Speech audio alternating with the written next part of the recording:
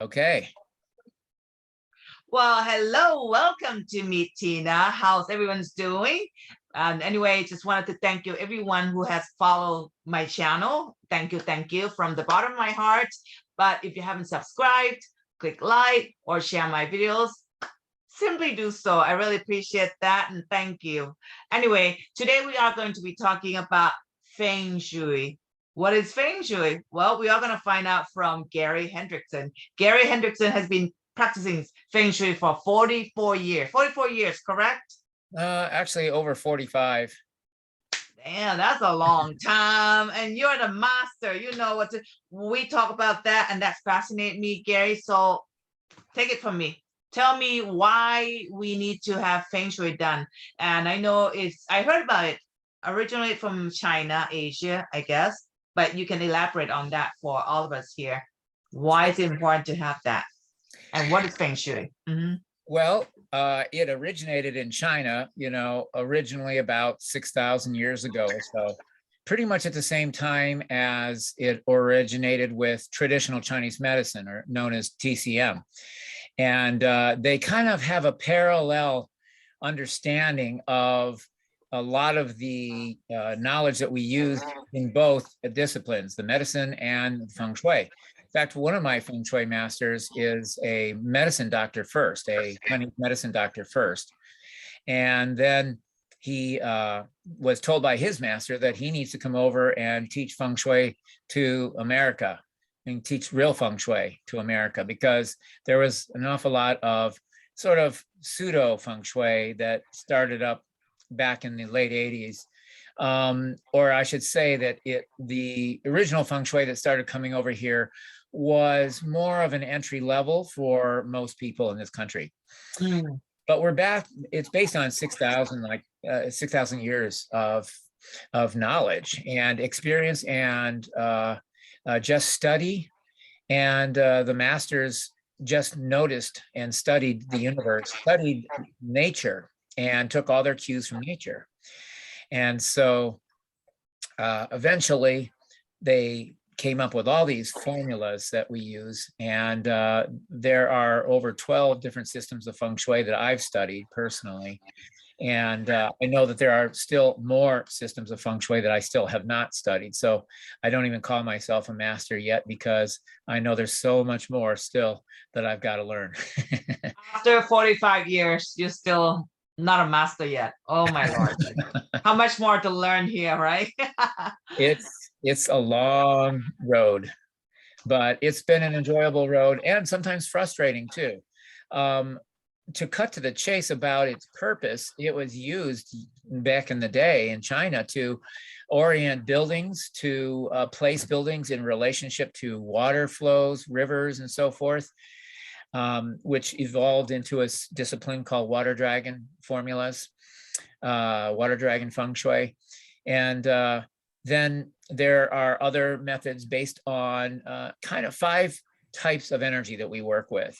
One of them is the magnetic energy that we use a compass to measure buildings with. And so I use this instrument here. I should have this on a share screen, but I'm too slow for that. So that's okay. This is my low pan that I use. Got it. It's, very complex instrument. It looks very complicated there. It is. And I don't know everything on the low pan, but I know enough to be able to use it very helpfully. And so the magnetic energy is the first energy that we work with in Feng Shui. Then there's energy that flows as if it was water or air. It flows around objects, skims along ceilings and walls and so forth. And it bumps up against obstructions like beams and whatever, and then will project downward or around the objects that it hits. And so it's like water or air. And so if you were to have a house at the top of the mountain and it was filled with water, and you opened up all the doors and windows, where would the water go? Downhill. That's the way qi flows as well. And so so that's the second type of energy that we work with, energy that flows as if it was water or air. And that's often used with the form school of Feng Shui. The third type of energy we work with is energy that flows in cycles of time. And so we have a 20-year cycle, a 1-year cycle, 1-month cycle, 60-year cycle, and so forth. And one of the schools of Feng Shui I work with is called Flying Stars Analysis. Also, some people know deeper levels of it called Xuan Kong Donggua. And that is one of the most powerful schools of Feng Shui that I have used and learned how to determine the history of a building without even knowing anything about the building, because I can tell about the history of the energy of the building. And it's pretty cool, because I can tell why buildings are failing in terms of the health of the occupants, or if they're having all kinds of problems and so forth in a particular building. That's usually because it's what we would call an unlucky building or a reversed building. There are also buildings that are very lucky, and they are just giving an experience of life for the inhabitants, the occupants, of just grace and ease, flow, easy breezy, having a great life, wealth, abundance, fame, fortune happens a lot in a lucky building. At least ease and grace. And and then there's two types that are what I call middle quality buildings. They are based on the Flying Stars analysis again. And with that system, we're using two systems of types of energy flow, which is the timing, the energy moves in cycles of time, combined with the compass direction or magnetic energies of the building. And so that determines whether that building is a lucky building or an unlucky building or an average quality type building. This is a combination of the compass direction the building is facing, combined with what year it was built in. And so that's a very powerful school of Feng Shui that determines an awful lot that I use a lot in my practice. So three types of energy we've talked about. We've talked about energy that is magnetic, energy that flows in cycles of time, and energy that flows as if it was water or air. There's a fourth type of energy, which is very, very powerful, which is what I talk about, Feng Shui alchemy. And the alchemy is in there because we work with the 5 elements of metal, water, wood, fire, and earth. And those 5 elements are the same elements that traditional Chinese medicine works with. And 5-element acupuncturists use as well in their acupuncture work, because we can actually stimulate different areas of the building, very much like it has a meridian area of our body, by using different elements in the right places, water features in the right places, and that stimulates energy flow. And so it's very powerful to use all of these in combination, these types of energy flow. The 5th type of energy that we work with in Feng Shui is intentional energy. That has been used and talked about an awful lot in something called the law of attraction, where that which you focus on expands. And so it works with symbology, and that's used an awful lot with what's known as the Black Hat sect of Tantric Buddhism, Feng Shui. And that is using symbology to stimulate what you're wanting to manifest and so forth. So those are the 5 types of energy that we work with. Feng Shui has been used for building new buildings. It's been used for planning where to place buildings, what orientation to place a building on the land. It's been used for understanding how the energy flows in and out of the land. In Europe, Feng Shui was known as geomancy, and long ago. And geomancy is a very old discipline as well. And people use dowsing rods to determine where energy flows are, also to determine where water is underground, and so forth. So that's sort of like Feng Shui as well, is understanding how the energy flows in and out and over the earth. And then we use it to find out how the energy flows through a building as well. And it's used for burial sites, for especially in Asian cultures. Not done too much in the United States or over here in the West, but it's used a lot for very, it's called yin house Feng Shui, which is burying the dead in auspicious directions and orientations and locations. And Feng Shui is used, of course, for planning, remodeling, building whole campuses of buildings, like for like a whole factory complex of buildings, which I have consulted on in the past. And it's just a really amazing science that developers use now, and architects and contractors use it, homeowners use it, so they can enhance the energy in their end project, their existing home, and improve the energy, which therefore improves their life. And so I would say that the bottom line discussion that many people are talking about these days, you've probably come across many in your contacts that you've interviewed and so forth, talking about raising our frequency. Yeah. The whole planet is raising the frequency of consciousness and of the frequency of our bodies and of the planet. You've probably heard of the Schumann resonance. Yes. Resonance that's going up and up and up, supposedly, and it's been spiking an awful lot higher and higher, which is pretty exciting because that means that the planetary energy is raising higher. Wow.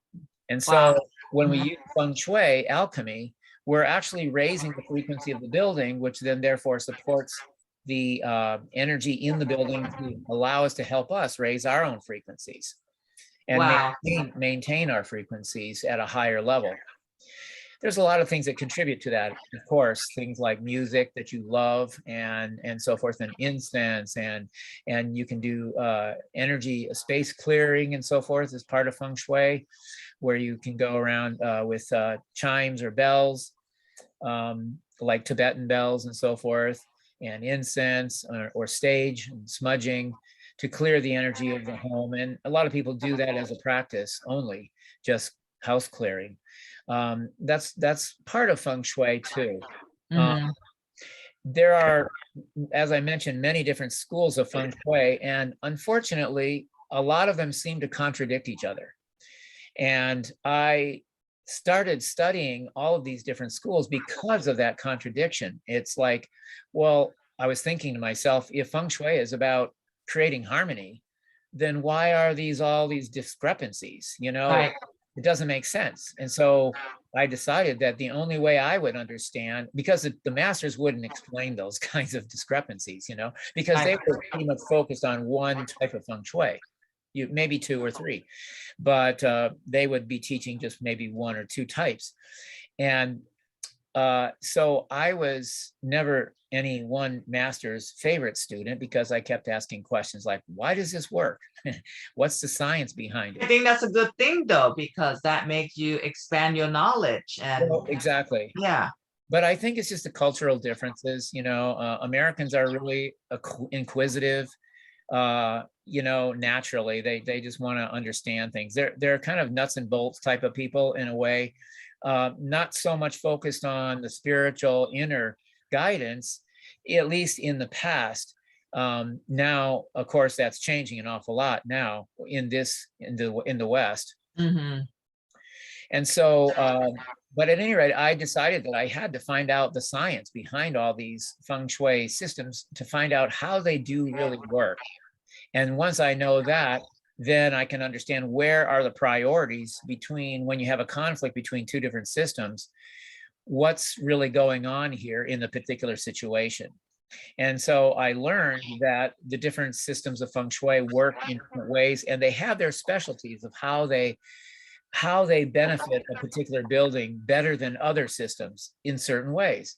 And so I would use one school of Feng Shui for one purpose and a different school of Feng Shui for a different purpose. For example, the 8 Mansions school of Feng Shui, also known as Basha or Tuping, also known as the East-West school, that is a school that tells us how our own personal energy interacts with the buildings and interacts with each other. We each have an element, and our element of our body, of our physical being, interacts with the building that we spend time in, as well as each other. And so oftentimes, if we get into conflicts with other people, it's not necessarily our intentions that are creating that conflict, because we're, most of us, wanting to to help other people. But it's the elements that clash with each other. For example, metal chops wood, fire melts metal, etc. And so when you have these clashing elemental combinations, that creates friction, which shows up sometimes in arguments or just irritations. And it also tells us how we should be sleeping, how we can sit at a desk and be oriented so that we have like a focus that's like laser-like focus, like really powerful energy, especially when we're cranking out the work and we don't have to think too much. We also have energies that are based on a quieter type of energy, which is more used for research and study and receiving chi, receiving energy, receiving knowledge, Right. as opposed to producing. And that action energy is good for when we're working out at a gym too. It gives us extra energy too. So accessing all that kind of knowledge is really helpful on a personal level. Wow, wow. So this is pretty much like learning how to use the energy to interact with our own energy for uplifting and growth, the right energy. That's right. It's like a That tool. becomes harmonious to our energy. Yep. It's like a Wow. tool. We can learn to use our tools that we have within our being for our advantage. And then that's just one system of Feng Shui that I mentioned there. There's another one that I use called the 9-star key. And that one tells me what is a good direction to travel in at a certain time of the year. Or because, for example, I just made a trip to California from Sedona here, and it was not a good direction for me to go straight southwest, but I went south and then west, and that was okay. So it's really helpful to have that kind of a guidance because it helps the trip go better. Ah, that's interesting. Yeah. So Gary, besides offering the service to people, do you offer classes, workshops so people can learn how, or you think this is pretty too complex? Oh no, I have taught classes for many years. Oh, you have? Yes, I teach classes all around the country. Right now, I'm just kind of getting back into the swing of it because COVID has kind of shut down everything for, a couple of years there. And so I'm just getting back into the mode of teaching and consulting and speaking. And so I will be putting out a whole bunch of classes locally in person, as well as online classes. Hopefully I'll go up within the year. Nice. Now, Feng Shui, is that necessary just to be just for homes only, or structure only, or Feng Shui can be used for a person to a person? Well, like I said, that one school of Feng Shui, the 8 mansions or East-West school, that's used for interpersonal relations. It also tells us, who we are harmoniously compatible with too, which is quite nice to know. Right. Well, that makes sense. There's people you meet and you're just not compatible at all. Exactly. Yeah. And they just don't know why. Right. And I use astrology as well, Western astrology, as well as Vedic astrology, to understand our personalities better. But Feng Shui is another layer of information that's really helpful to know about as well for each other, because each one of us belongs to one of the 5 elements. Yeah. And each one of us belongs to the 8 directions, one of the 8 directions. So it's fascinating to learn about all that.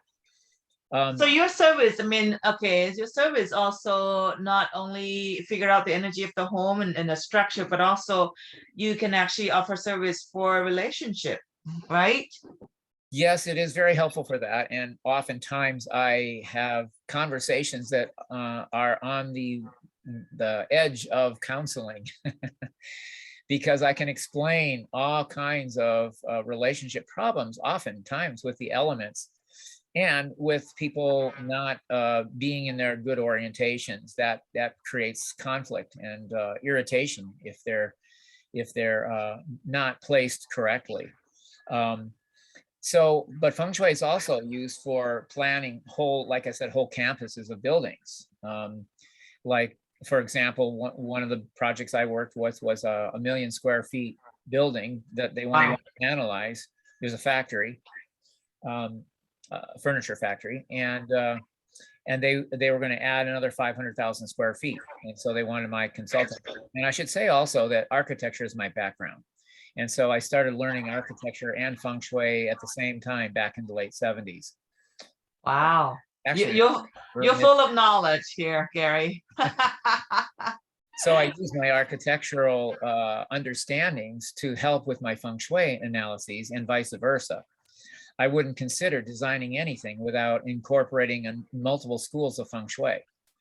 So boy, that's I know it's pretty huge in China, you know, in especially business. If before you build a building, they need to use feng shui for sure. yes, exactly. At least they used to a long time ago. I understand that a lot of developers have kind of forgotten about feng shui in China and bypassed it and ignored it.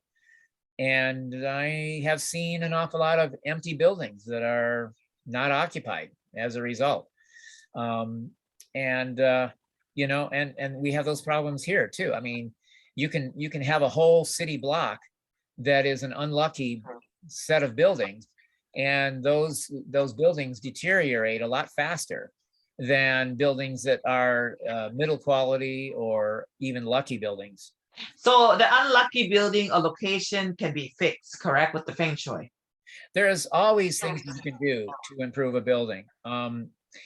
People that say that you should move your kitchen from one side of the house to the other side of the house and dramatic changes like that, that's an example of somebody that doesn't know a whole lot about feng shui, because there's so many different ways that you can balance a building without having to completely remodel the house. Wow, that's huge, Gary, because, you know, I have seen people having to change quite a bit drastically. I know, and that's because they know a little bit. But when you get into the deeper levels of feng shui, which is what I've been diving into for many, many years, as you know, there's so many ways that you can balance out situations that are not helpful. And a lot of it is alchemical. A lot of it is making harmonious feelings that you can viscerally feel. And I have proven by many methods, especially some methods that I've created, at how real and how visceral you can actually feel the rightness of the right elements in the right sectors.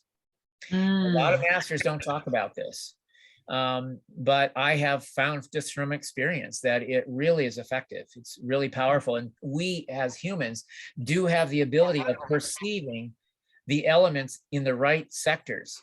And I've tested that many, many, many years by just throwing up colors of one element in a particular sector with one chart. And like, especially if there's the compass reading is on the line between two different readings, and it's too confusing to know which is the accurate reading, because it can be right on the line. All right, well, then how are you knowing if it's to the left of the line or to the right of the line? Because it's not going to be a blend of both readings. It's going to be one chart or the other chart. And I verified it many, many times by just throwing up the right colors of one chart in a particular area, taking those colors out and putting the colors of the other chart in that area, and then going around and seeing how that feels and checking off on the chart which ones feel most right. And, and consistently, one chart gets checked off, not both. Oh, wow, that's fascinating. Now, from what I understood, you know, Feng Shui was used for business, you know, and money mostly. Can it also be used for like, you know, love relationship or like health? Certainly. Health is at the center of the grid of the 8 directions. Health is right in the center there as a in the Bagua system, at any rate. It's like core. If you don't have your health, you can't really have much of anything else, you know. So health is like the #1 important thing that feng shui is used for. Okay. And, by having the right elements in the right places, that contributes to an amazing amount of harmony. When you're sleeping in your right orientation, that really helps you get really restful sleep, which is good for healing and so forth. So that's critical. And I should say also that feng shui has been used in the past for governments, like especially in China. They used to create the imperial palaces in very specific places, right on the grid lines of the telluric energy lines, which some people confusingly call them ley lines. Ley line, yes, I heard of that. Yes. Yeah, ley lines are more visual sight lines, whereas telluric energy lines are the magnetic lines that go in and out of the earth. And so they would place these temples right on these big, powerful telluric energy lines, and they would not allow anybody to walk on those lines except for the emperor himself, so as he would maintain his power that way. But it's a forbidden palace. Exactly. Right. Right. That's right. Yeah. And so, and I was there in China. We were teaching Feng Shui over in China. That's kind of funny to see a Western man teaching the Chinese people Feng Shui, because it's originally from there. Indeed. That speaks a lot about you. Well, thanks. But we did bring a whole group over to teach a whole group of people on a tour. We went to all the sacred Feng Shui sites and analyzed them right there in person with our compasses and our dowsing rods and everything. It was really fun. Wow. And we could prove what we were talking about by measuring them and so forth. And so it was really a great experience. And but so the emperor, they would place these palaces in very specific locations so that they would hold the power, and they did hold the power in the country for thousands of years. Yeah. When dynasty after dynasty stayed in power a long time for the most part. And it was because only the emperors had knowledge of this. The Feng Shui masters only originally served the emperors, and so it was originally just reserved for the government officials, right, and emperors, and and I would say probably very wealthy people that could pay quietly under the cover for a Feng Shui master to come secretly to their home. Well, even here, I've heard that a lot of wealthy people do use Feng Shui for the buildings. I think I've seen once Trump actually used Feng Shui. He said, in fact, that I don't know how it works, but I just know it brings me money. Yeah. And there's a lot of wealthy people use here, from what I heard. They're just not openly talk about it. Right. That's why. Right. And I've done Feng Shui for all kinds of wealthy people and for, celebrities and so forth. Wow. And, it's becoming more and more popular. Yeah. But there's an awful lot of misinformation about Feng Shui too. There's a lot of hocus pocus theories, like you shouldn't do this and you shouldn't do that. And a lot of it is very, very minor compared to some of the more important things. Wow. People say you shouldn't put anything under your bed. You shouldn't, have the door facing the bed, and things like that. And there's a lot of things like that they say you should or should not do. It sounds like so complicated to do so many things in order to correct the energy, isn't it? I've made it easy and fun.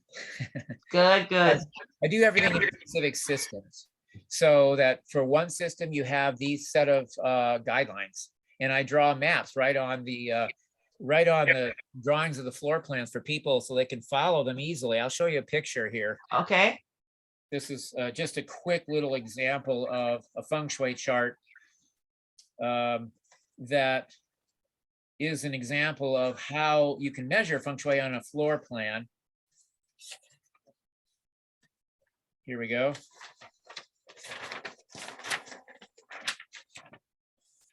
Let's see here. Here's an example of a very simple rectangular house. Okay. Wow. I don't know if you can see it very well. I can see it. I can't see the whole picture, but I can see some of it, but that gives me an idea. Yes. Yeah. And you see, we radiate out. We find the center of the floor plan and then radiate out in all 8 directions. I see that. Yes. Yeah. Yes, I can see that. And then each one of those magnetic sectors has numbers around them. You can see, and I've also written what elements are helpful as a balancing element and so forth. Yeah. So this is just this is the flying stars analysis. You call it flying star? Yes. That's a very powerful system of Feng Shui. Here's another building that I did. These are old drawings, so they're almost falling apart. I use them for demonstration purposes, but I don't have them easily showable on my computer, but this is Wow. a different building and it has projections out in two different directions. It's got like I can see the circle and then X section, the section that you divided in red. Yeah, right. Yeah. Yeah. So, and then the same floor plan as that one. This is an example of the water dragon formulas. This one tells us specifically where a water feature can be placed and which direction can it be pointing in. Because for the most part, we want water to be facing towards the center of the house. And as a general rule, and we also want water to be going in one sector and leaving a different sector as if it's aiming straight through. We want water cascading down in a straight line. So that's for Feng Shui purposes, we like to have water that goes in a straight line and ideally cascading multiple tiers down, because Wow. it clears the chi and it's pushing chi in a straight line, which is sort of a substitute for creating a river all the way around the building. Got it. Now, I've heard, Gary, I heard, I mean, growing up, I always heard that every home should have like water feature. And since the way we live in this modern world, most people will tend to have like a fish tank. Yeah. Yeah. And they need to have some sort of water feature in their home. Is that the right thing to do? There is always a good place for water features inside the home. You might know that Asian restaurants, especially Chinese restaurants, often will have a fish tank Yes. somewhere near the entry, usually. Yep. Always at the entry. Yep. Yeah, yeah. And if it's good Feng Shui and they really know the water dragon formulas, then they'll place it in a very specific spot. It might not be straight ahead of the door. It might be off to the side or something like that, but somewhere near the entry where it's viewable from the entry. Because water is considered very auspicious in Feng Shui. Mm. And so placing a water feature where you're pushing the chi in a specific direction, it stimulates opportunities in the outer world to bless you with new business, new opportunities and so forth. Whereas the flying stars analysis, for example, that you place the 5 elements around in the right places, that creates that inner sanctum harmony within the home. Wow. Whereas the water dragons creates an outer world benefit. And so I and many of my clients have experienced where you turn on a water feature and within a couple hours you got calls for new business coming in, which is Wow. really fun. So when you do work for clients, you use all the system on them, or you depends on what they choose? It's both. We talk generally when I do consultations for people, which I do consultations all over the world. I talk to them first for free, just to find out what their situation is, what their plan is like, what they're wanting to accomplish. If they're in a remodel situation or planning a remodel, how will the Feng Shui impact that? And how would that affect the design that they're thinking about remodeling? And so, yeah, I also first find out what would be most valuable for them, because the different schools of Feng Shui do different functions. They have different purposes. I see. So it depends on what they're needing. I got it. Now, like, let's say for someone like me, especially now, there are a lot of people are into like health consciously, especially with COVID. For someone like me, I'm always concerned about health as well. Sure. What would you need for me in order to do, my Feng Shui, my date of birth, my astrology? Is that what it is? Just need, well, interestingly enough, this school of Feng Shui that I mentioned, the 8 mansions, is based on your birth date and gender. It's the only system that I know of, a personality analysis that takes into consideration the polarity of gender, male and female gender. Wow. Pretty cool. Wow. And what do you charge for that, Gary? Let's say for people, for your health, or for example, like that. I have charts that I create for every person. And so I charge $68 for that. That's reasonable. Yeah. Very reasonable. Guys, the price is incredible. I mean, God, for someone who got 45 years experience, and he knows a lot what he's talking about. You know what I liked about what you shared the other day with me, Gary, is that when you look at the Feng Shui of the home, you look at the year that the home was built. Yes. And I remember many years ago, my first time experience, I seek this Feng Shui master. He's a Chinese man, but he asked for the date of birth for every person who lived in the home. Right, exactly. And I was like, he didn't ask for the birth time of when the home was constructed. He didn't ask for that. I see. But it didn't make any difference in our life at all. Actually, we went north, we went south. Oh, But well, when you're using your personal energy, yeah, the school of Feng Shui that works with your personal energy, that is just like a tool. I use it so that when at certain orientations, like one of my desks, I focus on just where I'm thinking, planning, and organizing. Another desk I have in a different place is for just cranking through the work where I don't have to think too much. And so there's different purposes of our orientations. And so it's a tool. It's a very helpful tool. It's not going to necessarily bring you $1 million like overnight, because there's many factors that affect us in our lives. It's our karma, our dharma, our life lessons we're here to learn, and so forth. I find that can you look into that with astrology of the person? There are schools of Feng Shui that do that. Yeah. The 4 Pillars of Destiny is a school of Feng Shui that is more of a predictive school of Feng Shui. You can plan timing of important events with that system. There's a couple other systems that do that as well. That's a very powerful part of Feng Shui as well, is determining the timing of important events like a marriage or opening a business or breaking ground for a new building and so forth. So that's a really important part of Feng Shui is timing of events. And you offer that service as well? Yes. Yeah. Oh boy, I've heard of that. Yes, I heard of that, but I didn't know that was part of Feng Shui. That's amazing. Yeah. I always thought that Feng Shui was just about home, about business. It's about bringing money. That's it. That's all that's what I understood. Never thought this is so many area that you can do with Feng Shui. That's amazing. Yes. Well, when you think about it, it was originated out of Chinese medicine, traditional Chinese medicine. Which is amazing, which is powerful, I think. Yeah, it's about health, right? Yes. And so it's like extending the consciousness and the knowledge of health into our environments, which is just a natural evolution of consciousness and understanding. So it's just kind of natural to me that it evolved long ago with this same knowledge.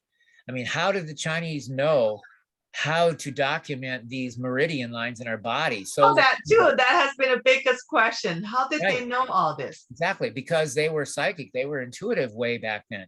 They didn't have all of these distractions of all the EMF radiations and all the electronics and everything back then to mess up our intuition, See, the thing is, isn't that interesting? Because all this fascinating wisdom came from, like you said, psychically in tune, intuition. But a lot of people nowadays, we begin to open up about this more and more in the past 10, 20 years. But Gary, years before, especially in the Western culture, they don't believe in this stuff. The psychic intuition is like, they thought it was woo-woo stuff. But it all came from there. That's right. There's an expression that that I like saying, which is, the mind is like a parachute. It works best when it's open. Oh my God, that's beautifully said. Love that. Love that. Wow. Hey guys, you know what? I'm gonna share Gary's website. Can I do that, Gary? Sure, that'd be great. Just share with them your website so they see. His website is Feng Shui Design .net. Yes. Feng Shui Design.net. Right. And just go to his website, guys.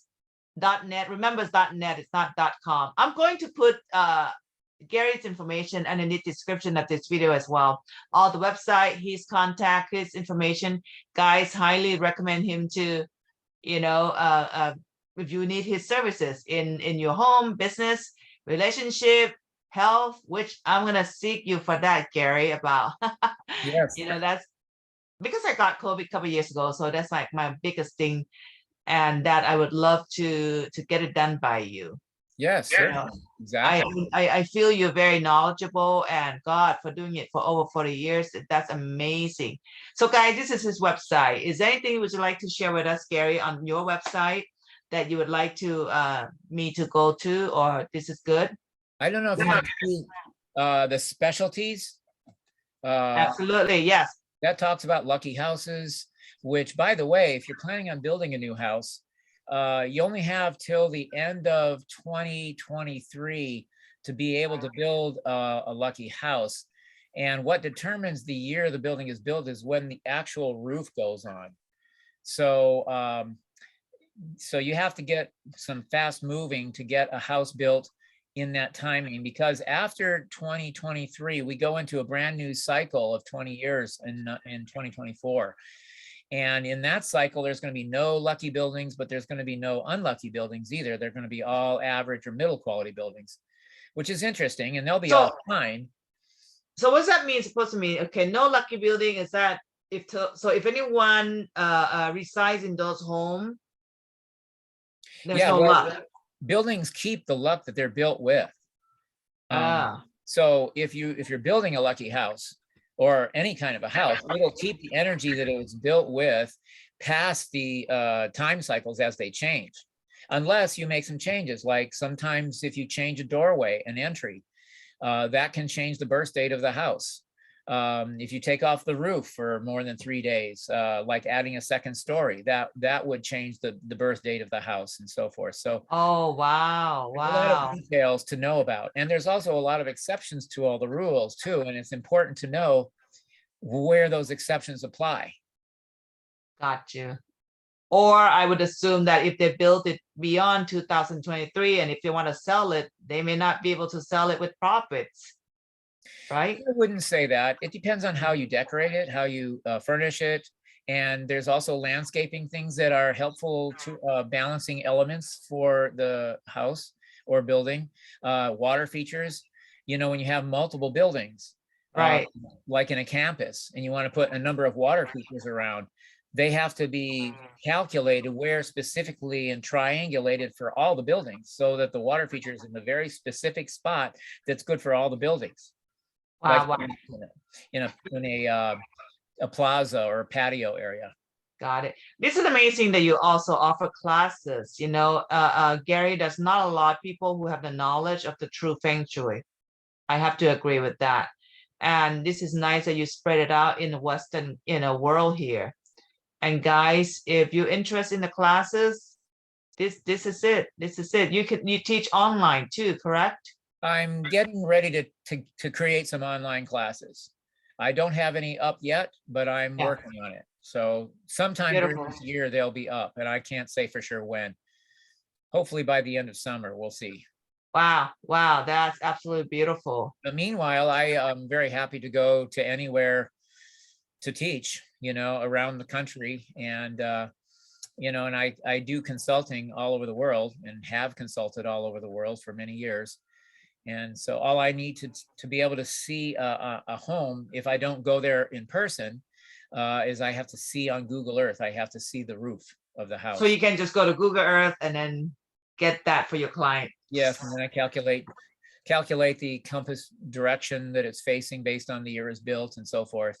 How convenient, how awesome. Yeah. This is amazing work that you do, Gary. I'm so glad that I came across you and, know more about what you do as well and what you can offer to the world here. So, Gary, is there anything else that you wanted to share, Yeah. before we... I would say, don't worry about anything. So many people worry about so many little things, oh, should I put this frog over here? Or should I put this wind chime over here? Those are so minor compared to the other more important things about the 5 elements, the direction the house is facing, the year it was built or remodeled or, changed in some way. Those kinds of things are way more impactful and important to focus on than little things. And I guess before they buy the home or before they move into a new places or even rent a place to move in, they should consult with you first, right? Because when they move into the new place or even just rent a room, it can affect their life with the energy that's not harmonious. Very much so. In fact, if you're buying an unlucky building, you probably would want to know how to fix it, you know? And so condos, for example, you can't necessarily do some of the landscaping things that are necessary to balance out an unlucky building that you could do with a single family home. I do a service that is what I call a real estate quick check, where I check a property before they actually commit to fully to the property to see if it's a lucky building or an unlucky building or whatever, and tell them what they would need to do to balance it out on the exterior at least. And that's a very low price too, to do that. Yeah. And then, yeah, a lot of people have me come and do the analysis for the buildings prior to moving in, because they like to paint the house with the right colors in the right places before they move all their furniture and everything in. And it's a lot easier to do when you don't have anything inside the house. That would make a lot of sense. Yeah. Wow, this is fascinating. You know, it's funny because I have a quick story to share. It's my own experience. 15 years ago, I bought the property with my ex-husband, and my mom was really into Feng Shui, but I wasn't. I didn't believe in it. And Okay. she came in, she looked, wasn't happy. But I already bought it. And she said, your home would bring a lot of money, but it would just go right out quick. As much as you bring in the money, it's going to go quick. I didn't believe her. I was like, you know, Mom, don't worry. Well, yes. Brought in a lot. Expense always come in huge amount, and money just went out. Yeah. And she just said, it's the structure of your home. I just refuse to believe her. I refuse to like do any changes, you know. And talking to you, I'm like, God, I wish I would have met you a long time ago. I would have made a lot of money and then just kept them all in the house, right? Right. But anyway, when I look back, I mean, my mom was right about that, you know, even Yeah. though way back there, I didn't really believe in all this stuff about Feng Shui and energy, but now I'm really amazed by the how it works. Like what Trump said, he didn't know how it works, but it works. Yeah, exactly. Well, Yeah. I know how it works. Exactly. Well, Gary, thank you so much for being here and share your wisdom and share, you know, what you do. I'm definitely gonna connect with you to do some of my, you know, health chart and Yeah. things like that. Thank you. I'd love to do You that. know, if I could say one more thing, real Yes. quickly, a lot of people don't want to do Feng Shui because they think that they're going to be told to put a color that they don't like in a certain place. But the point is that I'd like to make is that all of the colors of the rainbow fit in just those 5 element families of metal, water, wood, fire, and earth. And Yes. so there's a whole range of shades of all the different colors that you can pick. So That's so true. have a color that you don't like, you can choose the color that you do like. And you just have to go according to the families that we subscribe to, such as metal, water, wood, or fire, or earth. And so many people have been shocked to discover that when they start painting a color that they didn't think they were going to like, but the Feng Shui called out for it, they couldn't believe how harmonious it felt once they got the color on the wall. Because it complements them. It complements their energy. Yeah. And that's why they feel like such a like home. Exactly. Like home. Right. So oh wow. I agree with you totally with that part. Definitely. Well, with all the things that you said, Gary. Totally. Wow. I'm so glad that you came on today and talked to us, you know, because this is a lot of information that you share with people. So much wisdom that you have that you can help so many people, and you need to teach a lot of people. Yeah. We need to carry on. I enjoy teaching a lot, especially live classes. I enjoy the most. And I would say in terms of getting in touch with me, the easiest way is texting me. Okay, what is your number? You can say it here too, so people can write it down, but I'm going to put it there as well. Okay, cool. So it's a 720 area code 936-6009.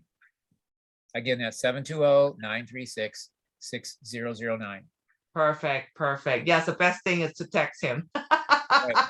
Because when I email you, he doesn't have time because you travel, you know, and when I text you, you get back to me right away. So that's the best. Text him. I'm going to put his number underneath this description, Sky. So if you like this video and you feel like it's very useful to anyone, guys, please share Gary's talk to your friend, family, social media, because he got a lot of information that he can share with you. He can help you. Anything that has to do with business, relationship, health, anything, because everything has to do with energy. That's right. Period. Feng Shui is energy, and it's the 6,000-year science, you know, and a lot of wealthy people here use it. Oh yeah. Not just in China, all over the world. When I discovered about that, I was like, oh my God, that's crazy, but they don't talk about it. Right. That's I find that that people that have a lot of life lessons to learn tend to attract themselves to the unlucky buildings.